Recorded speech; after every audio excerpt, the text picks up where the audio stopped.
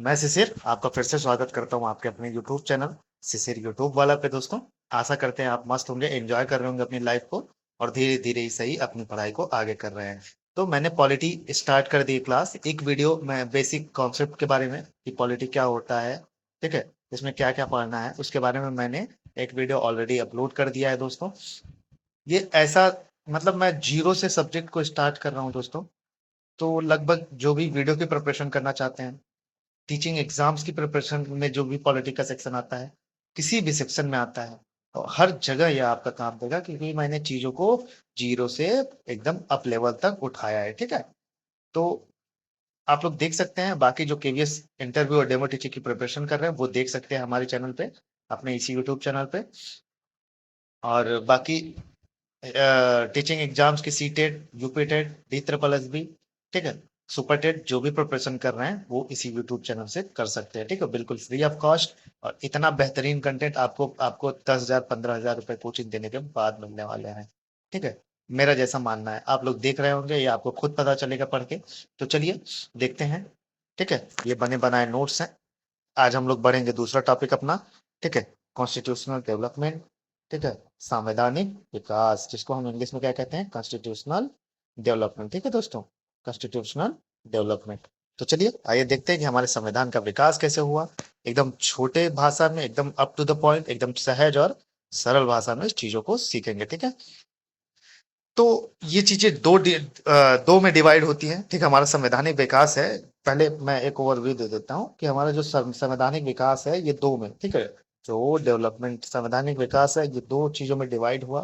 ठीक, पहला कंपनी के अधिनियम, मतलब कंपनी के अधीन हुआ। ठीक है, और दूसरा क्या हुआ, ताज के अधीन। ठीक है, पहला कंपनी के अधिनियम ये है और दूसरा ताज के अधीन।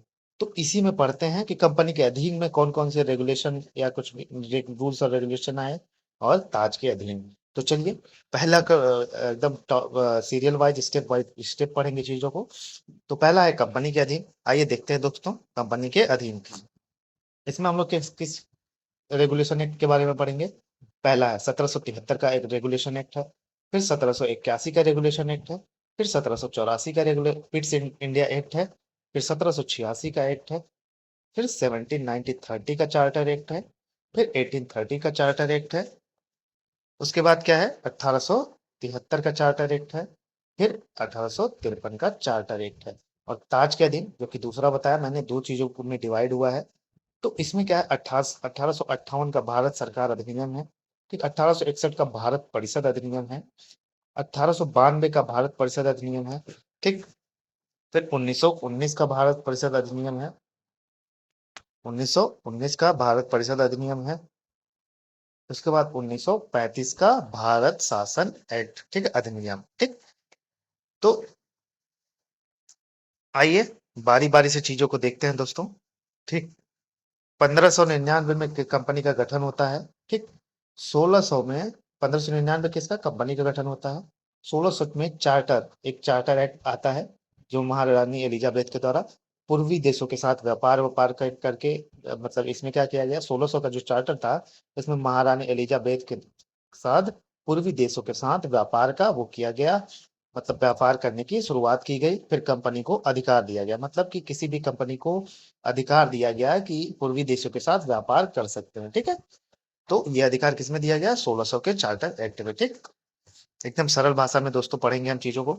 ठीक है, बारी बारी से और एकदम स्टेप बाय स्टेप। फिर 1726 में क्या हुआ, एक ओवरव्यू दे रहा हूं अभी आपको। ठीक है, कलकत्ता, मुंबई और मद्रास, इन रेजिडेंसी ने गवर्नर को विधि बनाने की शक्ति मिली। ठीक है, उल्लंघन मतलब करोगे तो दंड मिलेगा, सीधी सी बात। 1726 में क्या हुआ दोस्तों, कलकत्ता, मुंबई और मद्रास में रेजिडेंसी को गवर्नर ने गवर्नर को इन रेजिडेंसीज ने गवर्नर को क्या दिया कि कानून बनाने की शक्ति दी। ठीक है, शक्ति मिली उनको कि अगर आप किसी चीज का, किसी नियम और कानून को तोड़ते हैं तो आपको दंड मिलेगा। ठीक है, तो ये किसको दिया गया, 1726 में कलकत्ता, मुंबई, मद्रास, इन रेजिडेंसी ने गवर्नर को विधि बनाने की शक्ति मिली। ठीक, उल्लंघन और दंड, उल्लंघन करेंगे तो दंड मिलेगा। देखिए बिल्कुल आसान भाषा में चीजों को समझाऊंगा, आप लोग ऐसा अपना प्यार बनाए रखिए।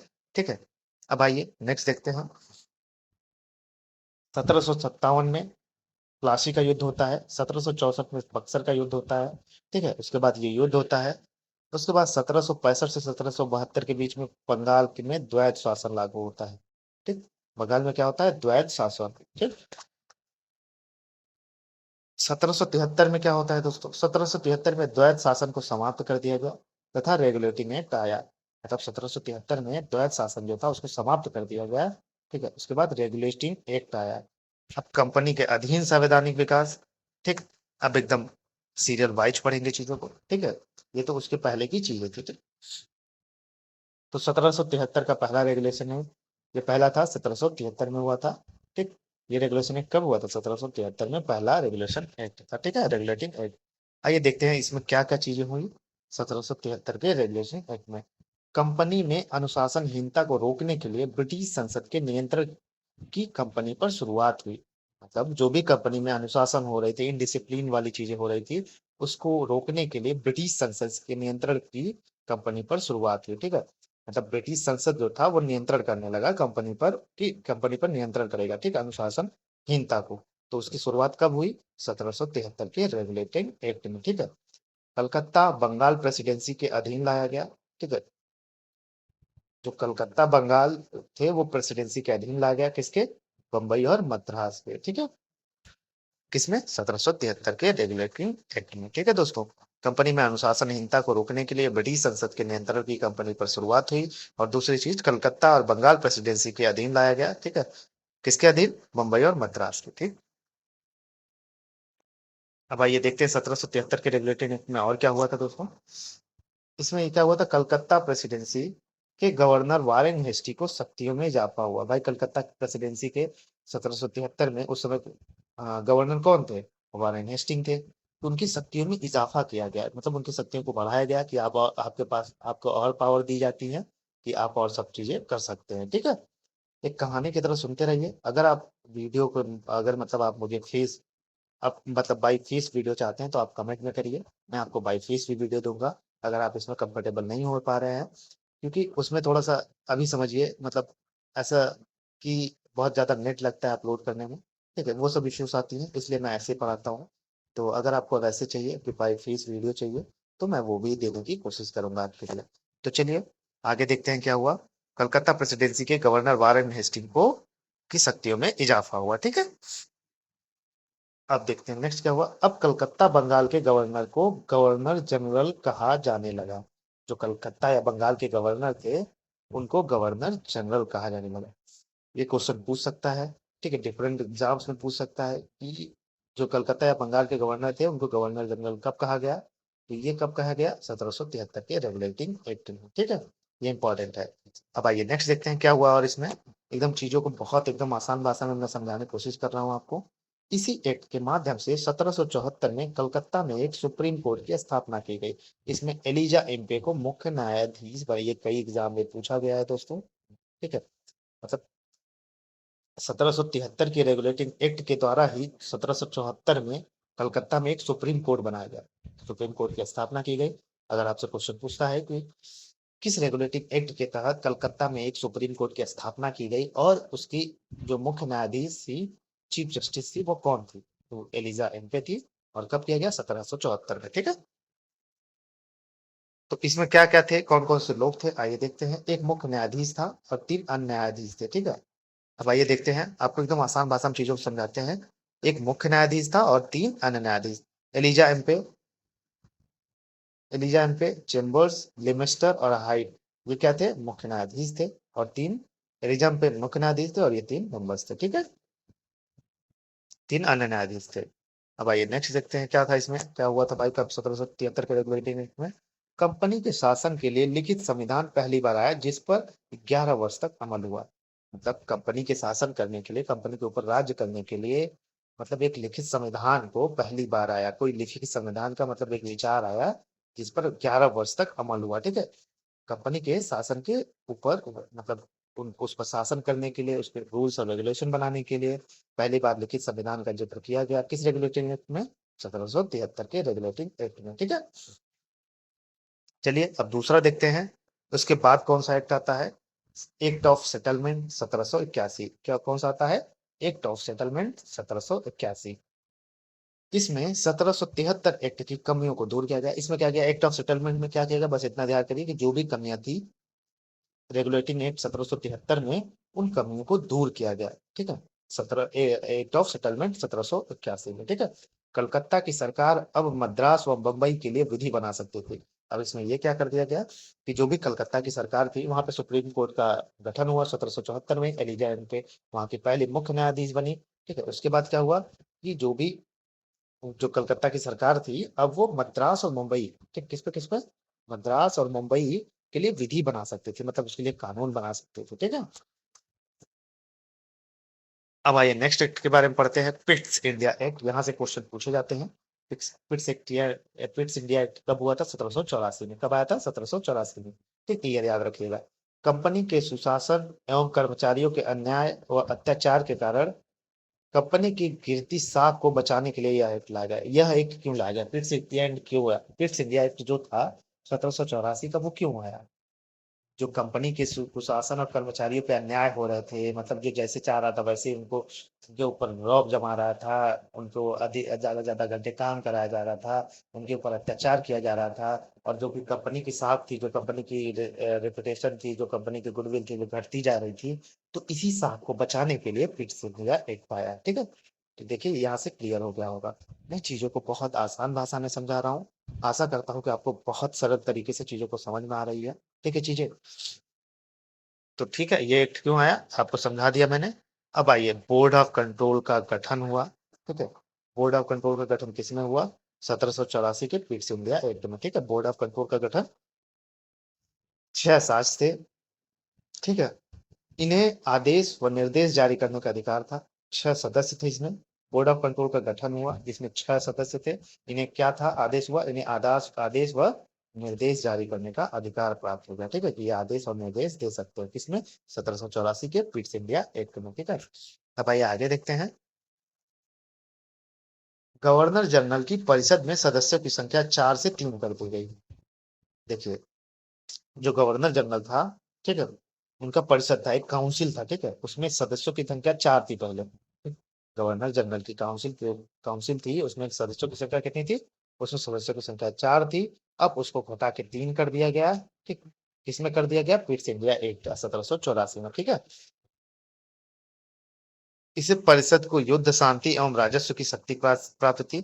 जो गवर्नर जनरल की काउंसिल थी, इसको क्या प्राप्त था, इस परिषद को यह प्राप्त था कि युद्ध, शांति एवं राजस्व की शक्ति प्राप्त थी। ये युद्ध डिक्लेयर कर सकते हैं, शांति के लिए कार्य कर सकते हैं, एवं राजस्व की शक्ति प्राप्त थी। ठीक है, आइए नेक्स्ट वीडियो देखते हैं। गवर्नर जनरल को प्रांतीय सरकारों को बर्खास्त करने की शक्ति दे दी गई। जो भी गवर्नर जनरल थे, उनको प्रांतीय सरकारों को बर्खास्त करने की शक्ति दे दी गई। ठीक है, केंद्रीकरण को बढ़ावा दिया गया। ये चीज इंपॉर्टेंट पॉइंट है, इसको याद रखिएगा। केंद्रीकरण को बढ़ावा कब दिया गया, 1784 की पिट्स इंडिया एक्ट में। ठीक है, अब आइए 1793 का चार्टर एक्ट देखते हैं। ठीक, 1793 का चार्टर एक्ट, इसमें क्या था, कंपनी के व्यापारिक एकाधिकार को 20 वर्ष के लिए बढ़ा दिया गया। मतलब उसका भी जो जो भी ट्रेड मोनोपोली थी, मतलब जिससे वो ट्रेड करते थे, उसके व्यापारिक अधिकार को 20 वर्ष के लिए बढ़ा दिया गया। ठीक है, 1793 का चार्टर एक्ट था, उसी में क्या बढ़ा दिया गया, 20 वर्ष के लिए बढ़ा दिया गया। ठीक है, गवर्नर जनरल एवं इनकी परिषद को भारतीय कोष से वेतन देना सुनिश्चित किया गया। भाई, जो गवर्नर जनरल थे और इनकी परिषद के जो भारतीय, मतलब जो सदस्य थे इनके परिषद के, उनको अब पैसा कहाँ से, वेतन वेतन सैलरी वगैरह कहाँ से दी जाने लगी, ये अब भारत कोष से, मतलब भारत संचित निधि से देने लगे। ठीक है, लोग पैसा देने लगे। आइए नेक्स्ट देखते हैं दोस्तों। नेक्स्ट लाइन क्या कहती है, 1793 के चार्टर एक्ट में गवर्नर जनरल के बंबई व मद्रास पर अधिकार को और अधिक स्पष्ट कर दिया गया।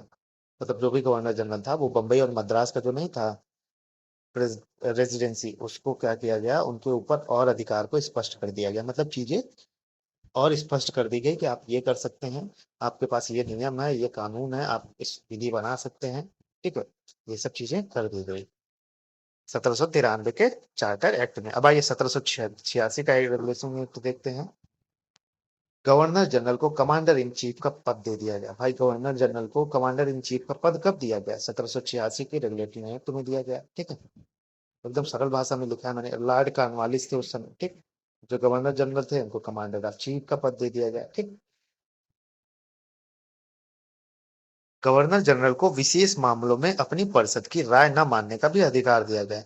मतलब जो भी गवर्नर जनरल थे उनको कुछ विशेष मामलों में, ठीक है, ऐसे मामलों में कि जहाँ पे मतलब बहुत ही जरूरी चीजें हैं, जहाँ की मतलब उनका अपना खुद का डिसीजन लेना हो, मतलब खुद की चीजें करनी हो, और जहाँ पे मतलब ऐसा हो कि एक होता एकजुट लेके डिसीजन लेना हो, जिसपे मतलब एक बहुत कोई विशेष मामला हो, ठीक है, जैसे कोई युद्ध का हो गया, ये सब जो विशेष मामले होते हैं, इसमें अब इसमें क्या हुआ कि अपनी परिषद की राय न मानने का भी अधिकार दिया गया, ठीक है, गवर्नर जनरल को, कि ऐसा नहीं है कि आप अपनी परिषद का राय माने ही, ठीक है, आप नहीं भी मान सकते। ठीक। अब आइए 1813 का। 1813 का देखते हैं, ये हम लोग देख चुके हैं, लॉर्ड कॉर्नवालिस थे विशेष मामलों पर। 1813 का चार्टर एक्ट देखते हैं दोस्तों। इसमें क्या हुआ? 1813 का चार्टर एक्ट में भारत में कंपनी के एकाधिकार को समाप्त करके अन्य ब्रिटिश व्यापारिक कंपनी को भारत में साथ व्यापार करने की अनुमति दी गई। मतलब जो भारत में कंपनी के एकाधिकार को समाप्त, एकाधिकार था कि पहले क्या था कि मोनोपोली थी, ट्रेड की मोनोपोली थी, कि वो उनके ऊपर एकाधिकार था कि जो व्यापार कर सकते हैं वो खुद ही कर सकते हैं, ठीक है, उनके अनुसार रूल्स और रेगुलेशंस थे। तो अब क्या किया गया कि उनको समाप्त कर दिया गया, ठीक है, और जो भी अदर ब्रिटिश कंपनियां थी कि उनको कहा गया कि अब आप हमारे साथ व्यापार कर सकते हैं, ठीक है। तो किसमें कहा गया? ये 1813 के चार्टर एक्ट में कहा गया। ठीक। अब आइए देखते हैं क्या दिया गया इसमें और। चीनी, परंतु मूल कंपनी का चीन व चाय पर एकाधिकार बना रहा है। चीनी व चाय पर एकाधिकार इनका बना रहा।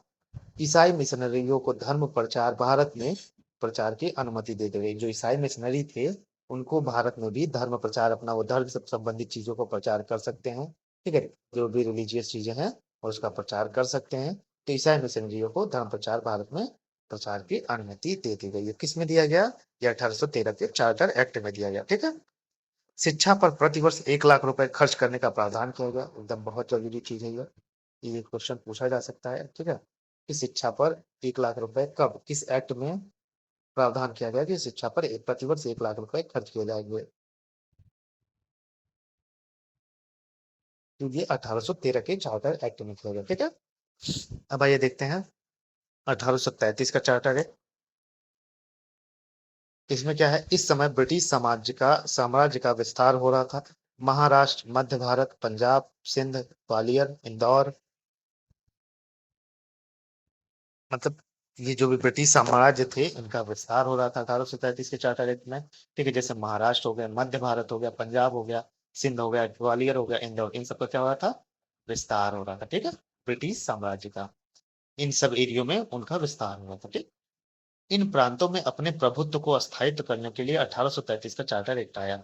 मतलब जो भी ये प्रांत थे, प्रांत कौन कौन से? महाराष्ट्र, मध्य भारत, पंजाब, सिंध, ग्वालियर, इंदौर, इन सब प्रांतों में अपने प्रभुत्व को अस्थायी करने के लिए, मतलब कि हमारा अधिकार रहे कि हम भी हैं इसमें, ठीक है, के लिए 1833 का चार्टर एक्ट आया। ठीक है। चार्टर 1833 का चार्टर एक्ट क्यों आया? अगर कोई पूछता है तो आप बता सकते हैं। ठीक है। 1833 का चार्टर कंपनी के प्रशासनिक व राजनीतिक संस्था बनाया गया। कंपनी जो भी थी उसको प्रशासनिक, एडमिनिस्ट्रेटिव एवं पॉलिटिकल जो भी रिलेटेड थी उससे मतलब कंपनी को बनाया गया। ठीक है, कंपनी को प्रशासनिक एवं राजनीतिक संस्था बनाया गया। जो भी कंपनी थी उसके ऊपर एक एडमिनिस्ट्रेशन होगा, उसकी एक पॉलिटिकल इंस्टीट्यूशन होगी, ठीक है, ये सब चीजें कब कंपनी को बना दिया गया। ठीक है, 1833 के चार्टर एक्ट में। ठीक। बोर्ड ऑफ कंट्रोल के अधिकार को सीमित किया गया। जो भी बोर्ड ऑफ कंट्रोल था ना, 6 लोग थे, उसमें गठन किया गया था, तो उनका क्या हुआ? उनके अधिकार को सीमित कर दिया गया। ठीक, 1833 के चार्टर एक्ट में। ठीक। बंगाल के गवर्नर जनरल को अब भारत का गवर्नर जनरल कहा जाने लगा। बिल्कुल, ये बहुत इंपॉर्टेंट है। 1833 के चार्टर एक्ट में जो बंगाल का गवर्नर जनरल था उसको अब भारत का गवर्नर जनरल कहा जाने लगा। ठीक है, Lord William Bentinck, first governor general of India. ये कौन थे? बंगाल के गवर्नर जनरल को अब भारत का गवर्नर जनरल कहा जाने लगा। तो पहले भारत के first governor general of India कौन थे? Lord William Bentinck. यहाँ से यूपी ट्रिपल एससी में क्वेश्चन पूछे जाते हैं और वीडियो में भी क्वेश्चन पूछे जाते हैं और टीचिंग एग्जाम्स में भी। प्रशासन का केंद्रीकरण किया गया। ठीक। गवर्नर जनरल द्वारा पारित कानून को एक्ट कहा जाएगा। जो भी गवर्नर जनरल कोई भी एक्ट या कोई भी कानून पारित करता है तो उसको क्या कहा जाएगा? एक्ट कहा जाएगा। ठीक है। 1833 एक्ट के द्वारा अब गवर्नर जनरल को पूरे भारत के लिए कानून बनाने का अधिकार मिल गया। भाई 1833 के एक्ट के तहत ही जो गवर्नर जनरल थे उनको अब पूरा पूरे भारत पर कानून बनाने का अधिकार था कि वो पूरे भारत पर अपनी कानून को, अपनी विधि को, अपने रूल्स और रेगुलेशन को बना सकते हैं। ठीक है। अब नेक्स्ट देखते हैं क्या है दोस्तों। गवर्नर जनरल के परिषद में एक विधि विशेषज्ञ की नियुक्ति की गई। मतलब गवर्नर जनरल के परिषद में पहले क्या थे कि नहीं था, एक विधि विशेषज्ञ नहीं था, अब लॉ ऑफिसर एक नियुक्त किया गया। ठीक, 1833 के चार्टर एक्ट में संपूर्ण देश के लिए एक बजट का प्रावधान हुआ। तो पहली बार बजट का प्रावधान किस एक्ट में हुआ? तो 1833 के चार्टर एक्ट में। ठीक है, ये इंपॉर्टेंट है, आप लोग याद रखिए। दास प्रथा को गैर कानूनी घोषित किया। तो ये क्वेश्चन पूछ लिया जा सकता है कि सबसे पहले दास प्रथा को गैर कानूनी किस एक्ट में तो घोषित किया गया? 1833 के, ठीक है, चार्टर एक्ट में। 1789 में कार्नवालिस ने दास प्रथा पर प्रतिबंध लगाया। सबसे पहली बार 1789 में कार्नवालिस ने दास प्रथा पर प्रतिबंध लगाया। ठीक है, ये सब फैक्चुअल है, ये सब एग्जाम्स में पूछे जाते हैं। ठीक है। 1823 में ड्यूक ऑफ ग्रेस्टर आए। ड्यूक ऑफ ग्रेस्टर भारत में दास प्रथा को समाप्त करने का सुझाव दिया। तो भारत में दास प्रथा को सुझाव मतलब समाप्त करने का सुझाव किसने दिया था?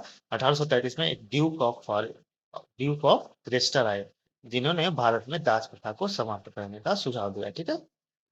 और 1789 में कॉर्नवालिस ने दास प्रथा पर प्रतिबंध लगाया। ठीक,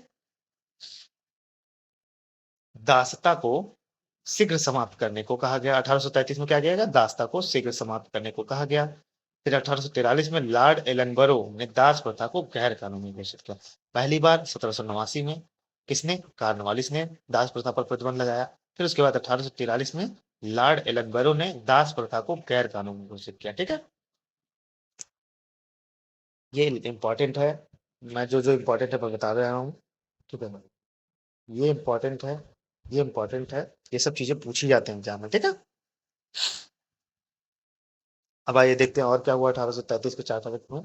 भारत की रूढ़ियों एवं प्रथाओं को संहिता वृद्ध करने के लिए एक आयोग बना, जिसके अध्यक्ष लॉर्ड मैकाले को बनाया गया। ठीक है, मतलब भारत की प्रथाएं जो भी थी और संहिता वृद्ध करने के लिए, मतलब कानूनों और नियमों को अच्छे से साथ चलाने के लिए उनके लिए एक अध्यक्ष बनाया गया। ठीक है, एक आयोग बना, जिसके अध्यक्ष किसको बनाया गया? लॉर्ड मैकाले को बनाया गया। ठीक है।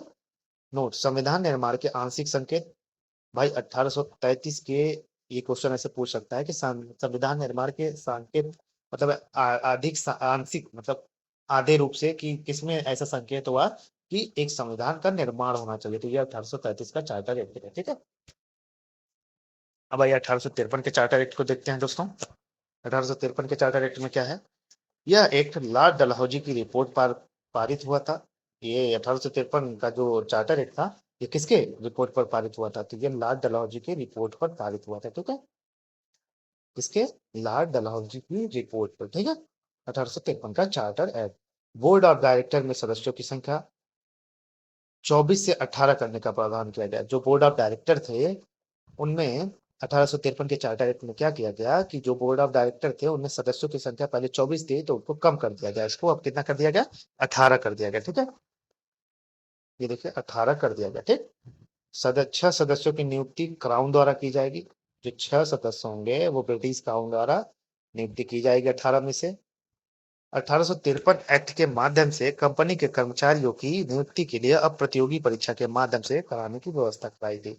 एकदम देखिए बेसिक और शुरू से एकदम सरल भाषा में मैंने चीजों को लिखा है कि आप एक बार पढ़ेंगे भी तो आपको चीजें समझ में आ जाएंगी। ठीक है, 1853 एक्ट के माध्यम से कंपनी के कर्मचारियों की नियुक्ति के लिए अब प्रतियोगी परीक्षा के माध्यम से करने की व्यवस्था की गई। ठीक है, मतलब जो भी कंपनी के एम्प्लॉयज होंगे, जैसे आप कंपटीशन का एग्जाम नहीं होता कि किसी भी संस्था में जाने के लिए आप एक कम्पिटिटिव एग्जाम देते हैं, अगर आप उसमें सिलेक्शन होता है तो वहां पे आपकी जॉब लग जाएगी। तो सेम यही कब किया गया? पहली बार 1853 के चार्टर एक्ट में। ठीक है,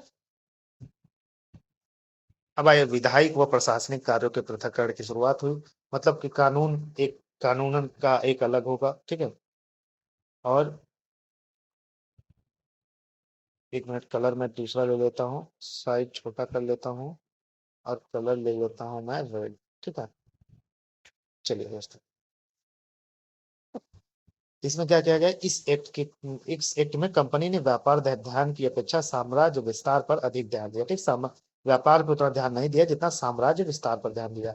विधायी व प्रशासनिक कार्यों के पृथक्करण, मतलब विधायी जो भी कानून से रिलेटेड होगी चीजें वो अलग होंगी, और जो भी प्रशासनिक चीजें होंगी वो अलग होंगी। ठीक है, ये पृथक्करण की शुरुआत हुई। आइए नेक्स्ट देखते हैं। अब हमारा हो गया कंपनी के अधीन था, अब ये ताज के अधीन। ठीक है, आइए ताज के अधीन देखते हैं चीजों क्या क्या पढ़ना है हमें। 1858 का भारत सरकार अधिनियम आया। कब आया? 1858 में भारत सरकार अधिनियम। आइए इसमें क्या क्या चीजें हुई इसको देखते हैं। 1857 की क्रांति के बाद यह अधिनियम हाउस ऑफ कॉमन्स में पारित किया गया। ब्रिटिश में एक हाउस ऑफ कॉमन्स था। ठीक है, हाउस ऑफ कॉमन्स कब पारित किया गया? 1857 की क्रांति के बाद। कब? 30 अप्रैल 1858। तो अगर कोई आपसे पूछता है कि हाउस ऑफ कॉमन्स में 1858 का भारत सरकार अधिनियम था वो कब लागू हुआ है, तो ये 30 अप्रैल 1858 को लागू हुआ। कहाँ? हाउस ऑफ कॉमन्स में। ठीक है, अब आइए नेक्स्ट देखते हैं 1858 के भारत अधिनियम में क्या हुआ। भारत में कंपनी का शासन समाप्त कर दिया गया। तो बिल्कुल जो कंपनी का शासन था, जो कंपनी राज्य कर रही थी चीजों पे, अब वहां से भारत इसको समाप्त कर दिया। कहा कि भैया तुम राम राम निकल गए। ठीक है, अब तुम्हारी बहुत हो गया, अब चलो तुम जाओ, टाटा बाय बाय। ठीक, अब शासन का उत्तरदायित्व तो ब्रिटिश ऑफ संसद पर आ गया।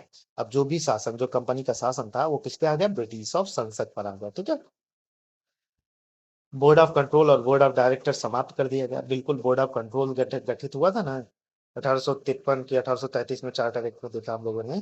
तो बोर्ड ऑफ कंट्रोल और बोर्ड ऑफ डायरेक्टर को समाप्त कर दिया गया, कि इनको भी कहा कि भैया अब तुम चलो निकल लो यहाँ से। ठीक है, और क्या क्या हुआ 1858 के भारत अधिनियम में? भारत सचिव नामक पद, भाई भारत में एक सचिव होगा, तो इसका नामक पद सृजित किया गया। किसमें? 1858 के भारत अधिनियम में। ठीक है, भारत सचिव की सहायता के लिए 15 सदस्यों की परिषद बनाई गई। अब भैया कोई चीज बनाया जाएगा, अब कंपनी के मालिक है, उसमें काम करने के लिए एम्प्लॉय चाहिए ना। तो भारत सचिव थे, उनके भी सहायता के लिए 15 सदस्यों की परिषद बनाई गई कि आप लोग भारत के सचिव जो है उनका उनका मदद करेंगे। ठीक है, अब भारतीय सचिव में 15 सदस्यों की परिषद देख लेते हैं। 8 ब्रिटिश सरकार के थे द्वारा नियुक्त किए जाएंगे, और 7 सदस्य निदेशक मंडल। ठीक है, तो 15 सदस्य होंगे ना जो भारतीय सचिव की मदद करेंगे, उसमें 8 सदस्य जो थे वो ब्रिटिश सरकार द्वारा नियुक्त किए जाएंगे, और 7 सदस्य निदेशक मंडल द्वारा। ठीक है, अब आइए नेक्स्ट देखते हैं 1858 में क्या हुआ। भारत सचिव की परिषद परामर्शदात्री परामर्शदात्री थी।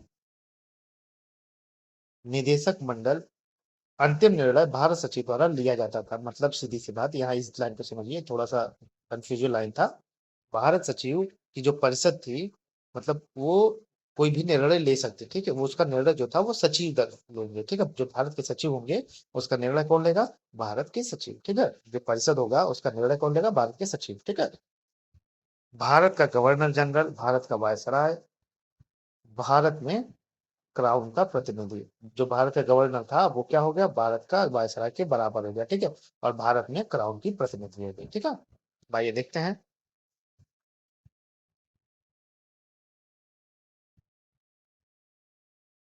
यह एक 2 अगस्त 1857 को स्वीकृत हुआ, इसी दिन लागू भी हो गया। ठीक है, यह जो ये एक्ट है 1857 का, वो 2 अगस्त 1857 को स्वीकृत हुआ था, और इसी दिन लागू भी हो गया था। ठीक है, 1 नवंबर 1858 को महारानी की घोषणा आई।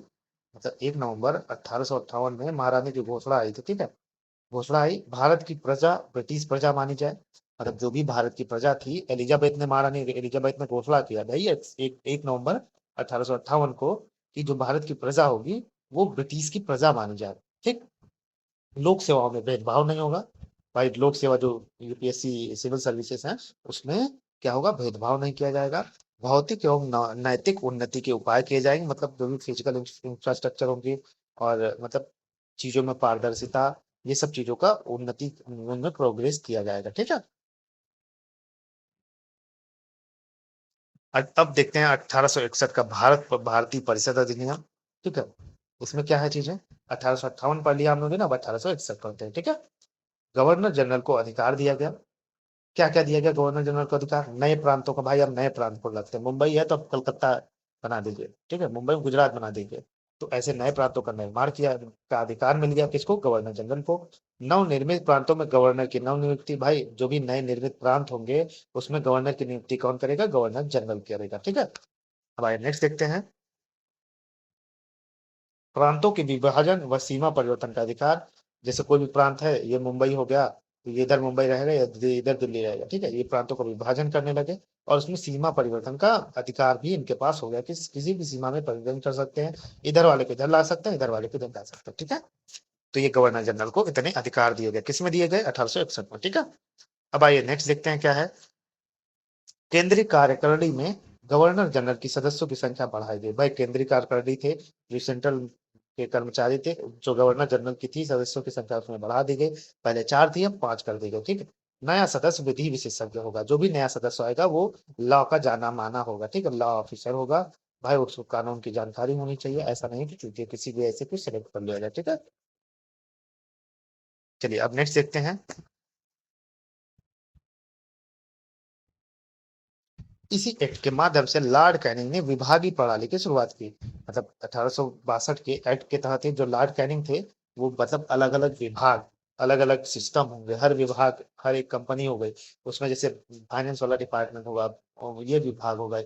अरे सीधी सी बात एग्जाम्पल दे रहा हूँ आपको, पुराने अस्पताल है ना सरकारी, उसमें देखेंगे अलग अलग विभाग होता है ना, तो उसमें विभाग को बांट दिया गया, ठीक है। ये कब हुआ? 1862 में, ठीक है। इसी एक्ट के माध्यम से गवर्नर जनरल को अध्यादेश जारी करने की शक्ति प्रदान की गई, जिसकी अवधि 6 माह है। भाई 1862 के तहत ही जो भी गवर्नर जनरल था उनको अध्यादेश जारी करने की शक्ति हुई कि आप मतलब अब अध्यादेश जारी कर सकते हैं और जो 6 महीने तक मान्य होगा, ठीक है। नेक्स्ट देखते हैं दोस्तों, इसी एक्ट के माध्यम से बंबई व मद्रास को व्यवस्थापिका का अधिकार हुआ। मतलब 1862 के तहत ही जो बंबई और मद्रास प्रेसिडेंसी नहीं थी, उसको व्यवस्थापिका का अधिकार दिया गया, मिला। मतलब यह शासन के विकेंद्रीकरण की शुरुआत थी। मतलब इसमें शासन की विकेंद्रीकरण, डिसेंट्रलाइजेशन की शुरुआत थी, ठीक है। इस एक्ट के माध्यम से गवर्नर जनरल के विधायी अधिकारों में वृद्धि कर दी। भाई जो गवर्नर जनरल था, जो लॉ विधि से रिलेटेड चीजें होंगी उनके अधिकारों में वृद्धि की जाएगी, ठीक है, 1862 के एक्ट के तहत। अब आइए 1869 का अधिकार अधिनियम देखते हैं। इस एक्ट के माध्यम से गवर्नर जनरल को विदेशों में रहने वाले भारतीयों के लिए कानून बनाने की शक्ति दी गई। अब जैसे भाई भारत के राजदूत जाते हैं कहीं, ठीक है, भारत के वहां लोगों की रक्षा करते हैं, तो उस समय भी यही कहा गया, ठीक है। 1869 के अधिनियम, इस एक्ट के माध्यम से गवर्नर जनरल को विदेशों में रहने वाले जो भारतीय, जो विदेश में रह रहे हैं हमारे भारतीय, उनके लिए कानून बनाने की शक्ति दे दी गई कि अब आप कानून बना सकते हैं उनकी सुरक्षा के लिए, ठीक है। अब आइए 1873 का देखते हैं अधिनियम। इस एक्ट में प्रावधान किया गया कि ईस्ट इंडिया कंपनी को किसी भी समय भंग किया जा सकता। 1873 का जो भारत अधिनियम था, इसमें क्या किया गया? इसमें प्रावधान किया गया कि अब जो ईस्ट इंडिया कंपनी है वो किसी भी समय हम उसको भंग कर सकते हैं, ठीक। 1 जनवरी 1874 को कंपनी औपचारिक रूप से भंग कर दी गई। मतलब आदेश आया, प्रावधान किया गया, मतलब वही मोदी योगी जी वाला हाल है कि कल पकड़े गए, परसों चस्पा हो जाएगा कि अवैध निर्माण है, तीसरे दिन बुलडोजर गिर जाएगा। तो यही हाल यहाँ पे हुआ, ठीक। बुलडोजर वाला यहाँ हाल हो गया कि इसी एक्ट में प्रावधान किया गया कि भाई ईस्ट इंडिया कंपनी है वो किसी समय भंग हो जाएगा। तब से 1 जनवरी 1874 को कंपनी औपचारिक रूप से भंग भी कर दी गई। कब भंग कर दिया गया? ईस्ट इंडिया कंपनी कब भंग किया गया पूछा जा सकता है, तो 1 जनवरी 1874 को, ठीक है। अब 1876 की शाही उपाधि अधिनियम को देखते हैं। इस अधिनियम के माध्यम से गवर्नर जनरल की परिषद में सदस्यों की संख्या 5 से 6 कर दी गई। और ये जो छठवां सदस्य होगा, भाई पांचवा का सदस्य जो विधि अधिकार, मतलब विधि से रिलेटेड जो विधि का जानकार होगा उसको बनाया गया था। छठवां कौन आ गया? यह छठवां सदस्य लोक विभाग देखेगा, मतलब लोक विभाग देखेगा, ठीक है। अब आइए नेक्स्ट देखते हैं दोस्तों, 28 अप्रैल 1876 महारानी विक्टोरिया को भारत की साम्राज्य घोषित किया गया था। मतलब महारानी विक्टोरिया थी जो 28 अप्रैल 1876 को ही, मतलब महारानी विक्टोरिया को भारत की साम्राज्य घोषित किया गया, ठीक है, रानी घोषित किया गया। अब आइए 1852 का अधिनियम देखते हैं, 1892 का अधिनियम देखते हैं दोस्तों, बहुत महत्वपूर्ण है, यहाँ से क्वेश्चन पूछे जाते हैं, ठीक है। कांग्रेस की स्थापना के बाद, कांग्रेस की स्थापना हो चुकी थी भाई समय धीरे धीरे, यह अधिनियम आया, इसके माध्यम से केंद्रीय विधान परिषद में सदस्यों की संख्या में वृद्धि की गई। केंद्रीय विधान, सेंट्रल जो भी काउंसिल परिषद थी, जो भी विधान परिषद थी, ठीक है, उसमें क्या हुआ कि सदस्यों की संख्या में वृद्धि हो गई। ठीक है, मतलब अधिकतम कितने, 16 और कम से कम 10 हो सकते थे, ठीक, इस सभा में, ठीक। अब आइए नेक्स्ट देखते हैं दोस्तों क्या है, नेक्स्ट लाइन में देखते हैं क्या लिखा है। भारतीय सदस्यों को बजट पर बहस का, मतलब जो भारतीय सदस्य है, अब भाई वो बजट मतलब बजट पे बहस कर सकते हैं, ठीक है। इसी एक्ट में निर्वाचन के अधिकार को स्वीकार किया गया। केंद्रीय एवं प्रांतीय विधायिका में 2/3 सदस्यों के निर्वाचन की व्यवस्था की गई। अगर क्वेश्चन में पूछता है कि किस अधिनियम के तहत, किस एक्ट के तहत मतलब निर्वाचन का अधिकार स्वीकार किया गया, तो 1892 के अधिनियम से, ठीक है। और केंद्रीय व प्रांतीय विधायिका में 2/3 सदस्यों के निर्वाचन की व्यवस्था की गई। ऐसे डायरेक्ट स्टेटमेंट आपके यूपीएससी, यूपीपीसीएस, लोअर पीसीएस हर एक एग्जाम में पूछ लिए जाते हैं, ठीक है। तो यहाँ से क्वेश्चन बनेंगे, आप लोग इसको गौर करिएगा, ठीक है। जो चीजें मैं बता रहा हूँ यहाँ से क्वेश्चन बनते हैं। इस एक्ट में निर्वाचन के अधिकार को स्वीकार किया गया। केंद्रीय एवं प्रांतीय विधायिका में 2/3 सदस्यों के निर्वाचन की व्यवस्था की गई, ठीक है। अब आइए नेक्स्ट देखते हैं 1909 का भारत परिषद अधिनियम। ये भी इंपॉर्टेंट है, 1992 का था वो, ये 1909। इस अधिनियम के माध्यम से सांप्रदायिकता के आधार पर विभाजन की नीतियों का अंगीकार किया गया, ठीक है। कम्युनिटी बेस्ड पे कि मतलब जो भी पॉलिसीज हैं, इनके लिए ये पॉलिसीज है, इनके लिए ये पॉलिसीज है, इनके लिए ये पॉलिसीज है, मतलब पॉलिसीज का विभाजन हुआ, ठीक है। नीतियां बनाएगी अलग अलग विभाग के लिए, अलग अलग नीतियां बनाएगी अलग अलग डिपार्टमेंट के लिए, ठीक है। तो इसमें अंगीकार किया गया 1909 में भारत परिषद अधिनियम। 1905 में ब्रिटेन में चुनाव हुए भाई। 1900 पहली बार चुनाव कब हुआ, 1905 में। कब हुआ, ब्रिटेन में, ठीक है। उदारवादी की सरकार बनी, किसकी सरकार बनी, उदारवादी सरकार बनी। वायसराय बना लॉर्ड मिंटो, भारत के सचिव लॉर्ड मार्ले थे, ठीक है। जब अगर क्वेश्चन पूछ सकता है 1905 में ब्रिटेन में जब चुनाव हुए, तो उदारवादी सरकार किसकी सरकार बनी थी, उदारवादी की सरकार बनी थी। उस समय वायसराय कौन था, लॉर्ड मिंटो था। भारत के सचिव कौन थे, लॉर्ड मार्ले, ठीक है। ये सब चीजें कोई बताएगा नहीं दोस्तों, थोड़ा सा लेंदी है चीजें, बट इंटरेस्ट के साथ पढ़िएगा, चीजें यहीं से मिलेंगी आपको, ठीक है। अच्छी चीजें आसान नहीं होती, ये आपको पता है। अच्छी सिलेक्शन के लिए अच्छी मेहनत करनी पड़ती है। अब आइए नेक्स्ट देखते हैं दोस्तों क्या है। 1905 में बंगाल विभाजन के असंतोष को सरकार कम करना चाहती थी। मतलब 1905 में क्या हुआ था, बंगाल विभाजन हुआ था भाई। उसमें सब में फूट था, सब में गुस्सा था। उसमें जो भी लोग असंतोष थे उनको सरकार कम करना चाहती थी। इसी एक्ट को मार्ले मिंटो सुधार भी 1909, ये इंपॉर्टेंट क्वेश्चन भैया, इंपॉर्टेंट, मान दो, टिक मार लो, उसको नोट कर लो, ठीक है। ये क्वेश्चन पूछे जाते हैं कि मार्ले मिंटो सुधार किस अधिनियम को कहा जाता है, किस एक्ट को कहा जाता है, तो 1909 को मार्ले मिंटो सुधार भी कहा जाता है, ठीक है। मुस्लिम लीग की मांग पर पहली बार पृथक निर्वाचन की व्यवस्था की गई, क्वेश्चन ठीक यहाँ से पूछ लिया जाएगा। पहली बार पृथक निर्वाचन की व्यवस्था कब की गई मुस्लिम के लिए, मुस्लिम लीग की मांग पर, तो 1909 में, ठीक है। केंद्रीय एवं प्रांतीय विधानमंडलों की सदस्य संख्या में वृद्धि करी। जो भी सेंट्रल में और प्रांतीय विधानमंडल थे, उनमें सदस्यों की संख्या बढ़ा दी गई। वायसराय की कार्यकारिणी में एसपी सिन्हा को विधिक सदस्य के रूप में शामिल किया गया। इन्हें लॉर्ड की उपाधि दी गई, बिल्कुल। वायसराय की कार्यकारिणी में जो एसपी सिन्हा पहले विधिक सदस्य कौन थे, तो एसपी सिन्हा थे, ठीक है। ये क्वेश्चन पूछे जा सकते हैं, इसको याद करे रहिएगा। और इन्हें लॉर्ड की उपाधि भी दी गई, ठीक है। इसी एक्ट को फूट डालो राज करो की नीति के लिए भी जाना जाता है। ये क्वेश्चन पूछा है पीसीएस में, आई थिंक पूछा है कि फूट डालो और राज करो ये किस अधिनियम में है, 1909 के पार्लियामेंटो भारत अधिनियम, ठीक है।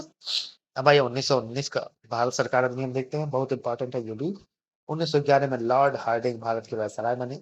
1911 में लॉर्ड हार्डिंग भारत के वायसराय कब बने, 1911 में।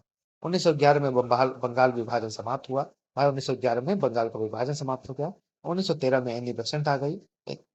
1913 में एनी बेसेंट कब आई, 1913 में आई।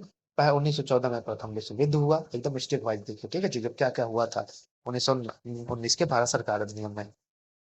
पहला विश्व युद्ध 1914 में हुआ। 1915 में गांधी जी दक्षिण अफ्रीका से लौट आए। 1915 में क्या हुआ, गांधी जी दक्षिण अफ्रीका से भारत लौट के आए थे। 1916 में चेम्सफोर्ड वायसराय बन के आए। 1916 में वायसराय कौन बना, चेम्सफोर्ड बने। भारत सचिव कौन थे, मॉन्टेग्यू चेम्स सुधार बने। तथा इसी को मॉन्टेग्यू चेम्स सुधार जाना गया। मॉन्टेग्यू चेम्स सुधार किसे कहते हैं, ये क्वेश्चन में पूछा जाता है। भारत सचिव मॉन्टेग्यू चेम्स सुधार बने तथा इसी को मॉन्टेग्यू चेम्स सुधार जाना गया, ठीक है। जब चेम्सफोर्ड वायसराय बन के आए, ठीक, 1916 में। 1918 में दोनों ने मिलकर एक रिपोर्ट बनाई। जो चेम्स मॉन्टेग्यू चेम्स और भारत के सचिव थे, दोनों लोगों ने मिलकर एक रिपोर्ट बनाई। आइए देखते हैं आगे। तब 1919 का भारत सरकार अधिकार पारित पारित हुआ। दोनों ने रिपोर्ट बनाई, उसके बाद अधिकार पारित हो गया। ठीक है, अब आगे देखते हैं। 1916-17 में मेसोपोटामिया आयोग की रिपोर्ट के तत्वों को भी शामिल किया गया। मतलब ये इतना इंपॉर्टेंट नहीं है, लेकिन चीजों को मेंशन किया गया है। 1916-17 में मेसोपोटामिया आयोग की रिपोर्ट के तत्वों को भी शामिल कर लिया गया। इसी एक्ट के माध्यम से केंद्र में द्विसदनात्मक विधायिका स्थापित की गई। जो भैया हमारे यहाँ राज्य परिषद, केंद्रीय विधानसभा, ये सब चीजें कहाँ से आए? ये त्रिसदनात्मक विधायिका किसमें? 1919 के भारत सरकार अधिनियम में पारित हुआ। ठीक है, राज्य परिषद में उस समय 60 थे, केंद्रीय विधानसभा में 145 सदस्य थे। ठीक है, इसी एक्ट के माध्यम से प्रत्यक्ष चुनाव प्रणाली अपनाई गई तथा महिलाओं को मताधिकार। एक और इम्पोर्टेंट वायरल वीडियो। ठीक है, यहाँ से नोट कर लीजिए, यहाँ से क्वेश्चन पूछे जाते हैं कि कौन से एक्ट के माध्यम से प्रत्यक्ष चुनाव प्रणाली अपनाई गई तथा महिलाओं को वोट देने का अधिकार दिया गया? तो किसमें? 1919 के भारत सरकार अधिनियम। ठीक है, भारत परिषद अधिनियम। उत्तरदायी शासन को पहली बार उल्लेख इसी अधिनियम में किया गया। मतलब कि भाई कौन सी डिपार्टमेंट किसके लिए उत्तरदायी होगा? ठीक है, रेस्पॉन्सिबिलिटी सबकी इसी में उल्लेख किया गया। ठीक है, 1919 में। अब आइए 1935 का भारत शासन अधिनियम देखते हैं। इसमें क्या है दोस्तों? इसमें 321 धारा, 10 अनुसूचियां थी। 1935 के भारत शासन अधिनियम जो बना, उसमें कितनी? 321 धारा थी। कितनी अनुसूचियां थी? 10 अनुसूचियां थी। एक अखिल भारतीय संघ पर विचार किया गया कि मतलब इसी एक्ट में, भारत 1935 के भारत शासन अधिनियम में एक अखिल भारतीय संघ पर विचार किया गया। ठीक है, अब आए नेक्स्ट देखते हैं। तू तीन सूचियां बनी। तीन सूचियां किसमें बनी? इसी। ठीक है, संघ सूची 59 चीजें, राज्य सूची में 54 चीजें, संबंधित सूची में 36 चीजें। तो वर्तमान में कितने हैं? 99, 59, 52। ठीक है, एक बार चेक कर लीजिएगा इसको गूगल करके। तीन सूचियां कब बनी? 1935 के भारत अधिनियम में। ठीक है, तथा बचे हुए विषयों पर कानून बनाने की शक्ति वायसराय के पास थी। मतलब इसमें जो नहीं आते हैं, इसमें इस पर शक्ति कौन बनाएगा? मतलब कानून कौन बनाएगा? इस पे वायसराय बनाएगा। ठीक है, अब आइए नेक्स्ट देखते हैं।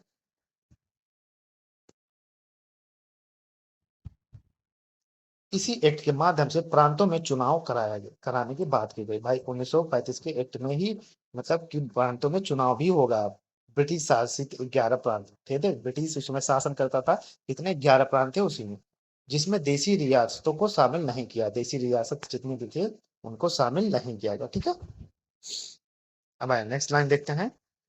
भारत में द्वैत शासन समाप्त कर एवं उत्तरदायी सरकार की स्थापना का मांग प्रशस्त किया गया। मतलब जो द्वैत शासन था भारत में प्रांतों में, उसको समाप्त कर दिया गया। ठीक है, इसी एक्ट के माध्यम से 11 प्रांतों में से 6 प्रांतों में 2 सदस्य बने, सदन बने। देखिए, सदन का गठन हो गया था, सब हो गया था, विधानसभा विधान परिषद हो गई थी। अब इन्हीं इन्हीं 11 प्रांतों में से 6 प्रांतों में 2 सदन बने। ठीक, 6 प्रांत में 2 सदन बने। विधानसभा, कौन सा बना? विधानसभा। दूसरा कौन बना? विधान परिषद। विधानसभा बंगई बंगाल, मुंबई, मद्रास बिहार में था। विधान परिषद संयुक्त प्रांत असम में। ठीक है, अब आइए इसी समय आरबीआई की स्थापना। आरबीआई का स्थापना किसमें हुई? इंपॉर्टेंट है, आरबीआई का स्थापना 1945 के अधिनियम में ही हुई। ठीक है, इसी समय आरबीआई की स्थापना हो जाती है भाई। अब आगे धीरे धीरे देखते हैं, हम संवैधानिक विकास दे रहे हैं। वर्मा म्यांमार को भारत से अलग कर दिया भाई। बर्मा पहले था, म्यांमार को बर्मा कहा गया। तो बर्मा म्यांमार को भारत से अलग कर दिया था 1935 में। संघीय न्यायालय की स्थापना हुई। ठीक है, संघीय न्यायालय की स्थापना की गई। अब 1942 का क्रिप्स मिशन आ गया। आइए देखते हैं 1942 का क्रिप्स मिशन। इसमें क्या क्या चीजें हैं? सेकंड विश्व युद्ध में भारतीयों का समर्थन प्राप्त करने के लिए ब्रिटिश प्रधानमंत्री चर्चिल ने स्टेफर्ड क्रिप्स को भेजा। मतलब हुआ क्या था कि जो द्वितीय विश्व युद्ध हुआ था, तो भाई उसमें भारतीय जवान नाराज थे। तो इस उनका मतलब समर्थन, भारतीयों का समर्थन पाने के लिए ब्रिटिश जो प्रधानमंत्री थे चर्चिल ने एक स्टेफर्ड क्रिप्स नामक व्यक्ति को भेजा कि जाओ भाई, तुम जाओ और भारतीय लोग नाराज है, उनका समर्थन पाओ, उनको ऐसे थोड़ा सा अपनी तरफ अट्रैक्ट करो। तो इस मिशन ने कहा, क्रिप्स मिशन में यही चीजें थी। ठीक है, युद्ध के बाद भारतीयों की एक नव युद्ध के बाद भारतीयों की एक निर्वाचित सभा बनेगी जो संविधान का निर्माण करेगी। अब कौन सा अधिनियम है ये? 1942 का क्रिप्स मिशन जो है, क्रिप्स मिशन में ही कहा गया, द्वितीय विश्व युद्ध जब हुआ था उसके बाद कहा गया कि जो मतलब एक निर्वाचित सभा बनेगी, ठीक, भारतीयों को मिलाकर, भाइयों, भारत जितने भी भारत के लोग होंगे उनको मिला के एक संविधान का निर्माण, एक सभा बनेगी जो संविधान का निर्माण करेगी, ठीक है। इन सभा में देशी रियासतों को भी शामिल किया जाएगा। देशी रियासतें थी जो भारत के अंदर थी, उनको चीजों को इसमें शामिल किया जाएगा, ठीक है, उनको संविधान के निर्माण में मदद के लिए। राष्ट्रमंडल की सदस्यता का निर्माण लेने का अधिकार होगा, इतना इंपॉर्टेंट नहीं है। क्रिप्स मिशन के सुझाव को अस्वीकार कर दिया गया। क्या हुआ कि क्रिप्स मिशन जो था आया था, उसको माना नहीं गया, ठीक है, भारतीयों ने अस्वीकार कर दिया। अब आइए, लॉर्ड वेवेलो योजना 1945 में आई थी। यही सब क्वेश्चन पूछता है, सीरियल में दे देगा, लॉर्ड वेवेलो योजना कब आया, क्रिप्स मिशन कब आया, ठीक। आप इसी में कंफ्यूज होगा तो पूछते क्वेश्चन कहाँ से आता है। अरे भैया मेरे यही से आता है, ठीक है, ये वेवेलो योजना 1945। भारत के गतिरोध को दूर करने के लिए चर्चिल ने भारत मंत्री सचिव एमरी ने भारत के समक्ष प्रस्ताव रखा, जिसे वेवेल योजना कहा जाता है। भाई, भारत के गतिरोध को दूर करने के लिए एक जो चर्चिल थे, भारत मंत्री सचिव एमरी, जो भारत के मंत्री थे, सचिव थे एमरी, भारत के समक्ष एक प्रस्ताव रखा जिसे क्या कहा गया, वेवेल योजना, ठीक है। वायसराय की कार्यकारी परिषद को पुनः निर्माण होगा, मतलब लॉर्ड जो वायसराय थे उनको एक परिषद का फिर से निर्माण होगा। यह अंतिम सरकार अंतरिम सरकार की भांति करेगी, ठीक है। इस पर विचार करने के लिए वायसराय वेवेल ने शिमला में सर्वदलीय सम्मेलन बुलाया। इस पर विचार करने के लिए वायसराय वेवेल ने, जो क्या हुआ, वेवेल थे, उन्होंने एक मीटिंग बुलाई, ठीक है। यह भी असफल हो गया क्योंकि जिन्ना तथा गांधी के विचारों में मतभेद था।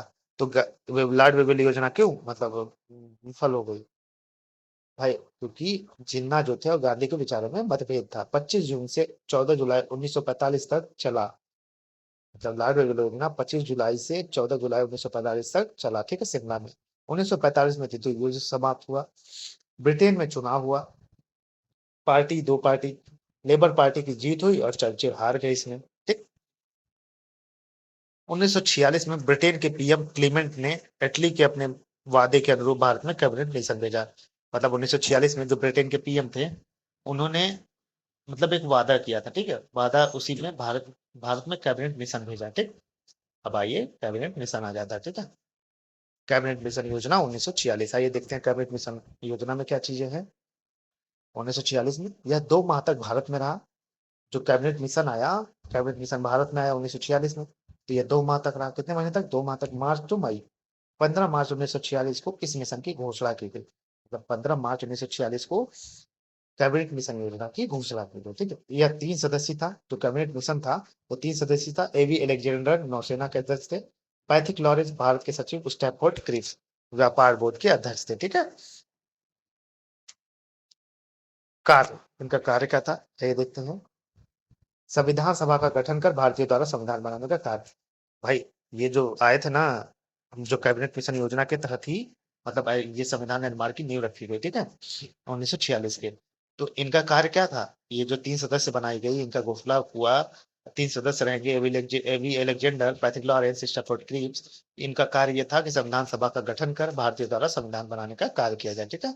भारत में शांतिपूर्ण सत्ता स्थानांतरण के उपाय व संभावना की तलाश की गई। इसमें सुझाव क्या दिया मिशन ने,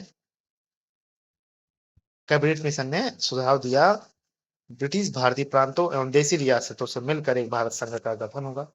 ये क्वेश्चन में पूछा जा सकता है, कैबिनेट मिशन की सुझाव क्या क्या थे। तो जो भी ब्रिटिश भारतीय प्रांत थे, देशी रियासतों से मिलकर एक भारत संघ का गठन करे, मतलब सब लोग मिल जाए, ठीक है। ब्रिटिश भारतीय प्रांत थे और जो भारत के देशी रियासत थे, दोनों को मिलकर एक संघ बने। भारतीय संघ को विदेशी मामले, रक्षा, संचार, देखभाल का अधिकार, कर लगाने का अधिकार हो।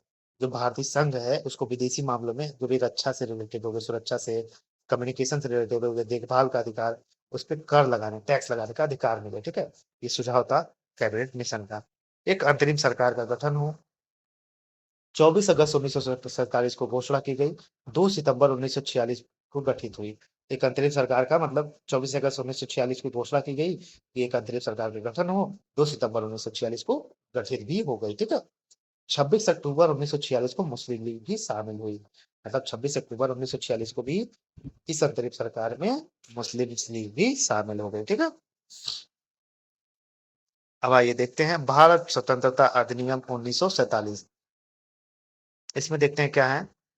14 मार्च 1946 को घोषणा हुई, भारतीयों को स्वतंत्र होने का अधिकार मिला। भाई, भारतीय स्वतंत्र को भारत स्वतंत्रता अधिनियम 1947, अब आजाद हो गया हमारा देश, ठीक है। तो 14 मार्च 1946 को घोषणा हो गई कि अब भारतीय भाई अब स्वतंत्र हो गए, जाओ ऐश करो। देखिए, मैंने आपको शुरुआत से संविधान का निर्माण कैसे क्या होना था वहां से देश को आजाद करा के यहाँ ला के छोड़ दिया है अभी, ठीक है।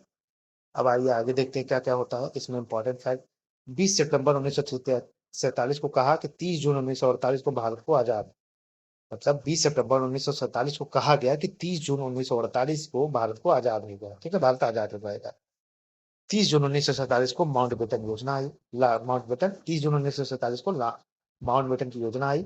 14 अगस्त 1947 को पाकिस्तान का जन्म हो गया, पाकिस्तान पैदा होगा भाई यहाँ 14 अगस्त 1947 को। 15 अगस्त 1947 को भारत की स्वतंत्रता, जौने दिन पाकिस्तान जन्म हुआ उसके एक ही दिन बदवा, मतलब भारत को स्वतंत्र घोषित कर दिया गया 15 अगस्त 1947 को, लो देश आजाद, ठीक। अब ब्रिटिश की जो प्रासत्ता थी भाई, ब्रिटिश जो राज वाज करते थे, कहा कि अब भारत वाले का बस करो, बहुत हुआ, तुम लोग निकल जाओ यहाँ से, ठीक है। जब तक संविधान नहीं बनता तब तक भारत का शासन 1935 भारत का शासन अधिनियम के अंतर्गत चलेगा, ठीक। ये बहुत इंपॉर्टेंट पॉइंट है कि इसमें कहा गया कि जब तक संविधान नहीं बन जाता तब तक भारत का शासन किसके थ्रू चलेगा, 1935 के शासन अधिनियम के अंतर्गत, ठीक। तो आई होप दोस्तों आपको मजा आया होगा।